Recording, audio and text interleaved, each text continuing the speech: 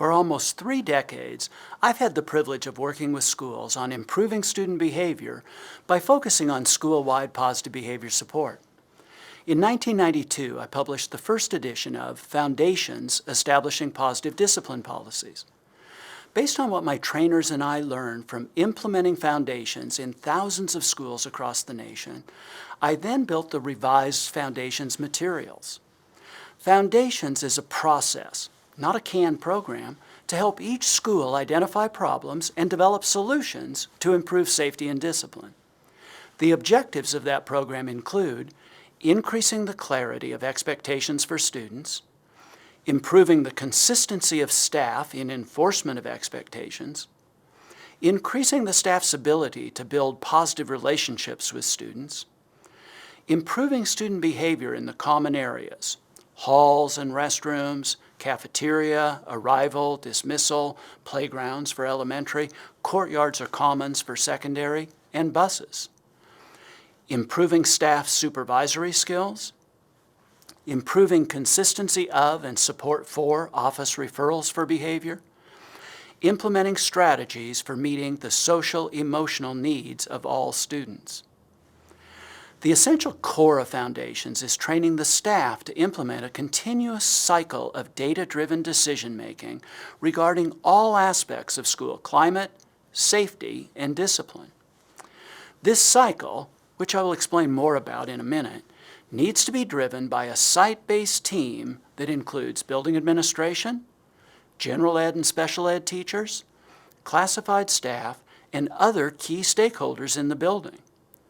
This team and their ability to involve and unify the entire staff is key to making this process work. So the Foundations program includes detailed information about forming the team and specific guidance for how the team needs to function. The first major role of the team in establishing and maintaining this cycle is to involve the staff in reviewing meaningful school-based data about safety, climate, and discipline. The team learns to analyze patterns of disciplinary referral, administer and analyze surveys of staff, students, and parents about perception regarding safety and discipline, and to formally observe common areas of the school. Note that the program includes those surveys and observation forms. After collecting and reviewing those multiple data sources, the team presents summaries of that data to staff and guides the staff through a process to reach consensus on a manageable number of priorities. Priorities could be to focus on one or more topics already mentioned: behavior in the common areas, consistency of disciplinary referral, supervisory expertise, and so on. Once a priority is set, the team, or a special task force, works on revision proposals to present to the staff. This is where the Stoic acronym comes into play, developing a proposal that addresses structure, teaching expectations, observing, supervising, interacting positively, and correcting fluently. The idea here is to develop a proposal in which the staff is prepared to do some things differently in the future as compared to the past. You have all heard variations of Einstein's definition of insanity: doing the same thing in the same situation in the same way, but expecting a different outcome. So in developing revised policies and procedures, the team is exploring a range of suggestions, Stoic, that will be presented to the staff. Throughout Foundations, suggestions and examples from different schools are provided for revised structural considerations, sample lessons and lesson plan templates, and even sample lessons for staff on providing positive supervision. For the adopt phase of the improvement cycle, Foundations even includes suggestions on how to implement different consensus-based decision processes to ensure that issues are adequately discussed, minority opinion is valued and respected, and that decisions are made in a timely fashion. If the revision proposal is not adopted, it goes back to the team or task force to revise the proposal based on feedback from staff, but Foundations even provides suggestions on how to avoid the naysayers roadblocking just for the sake of roadblocking. there are processes where you can have them involved in generating alternative solutions. On the other hand, if the proposal is adopted by the staff, it is implemented. Then data will be collected and reviewed to determine if the new policies and procedures are working as planned.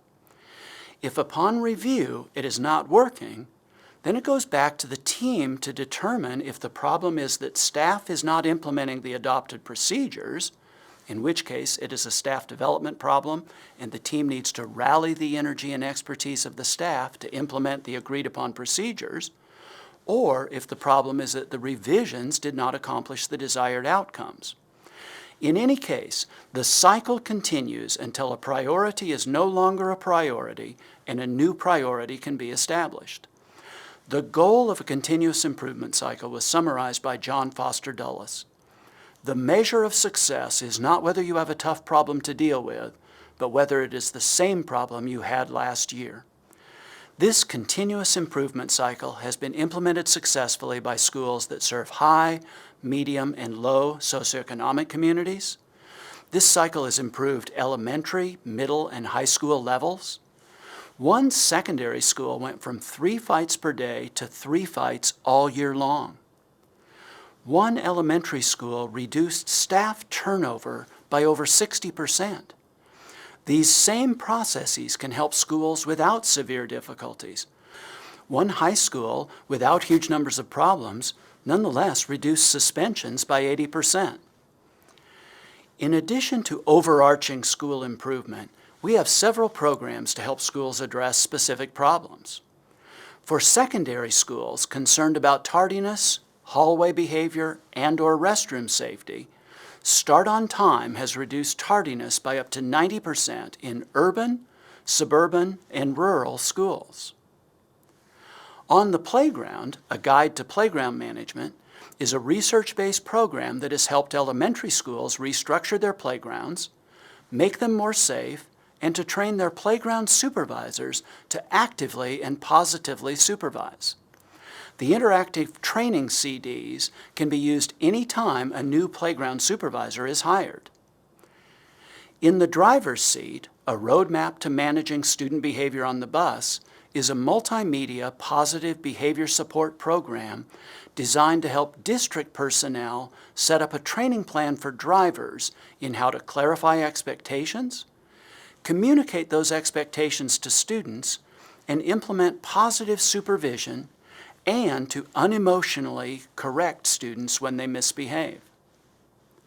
Stepping In, a substitute's guide to managing classroom behavior, is a resource for training substitute teachers in basic classroom management and behavior management strategies.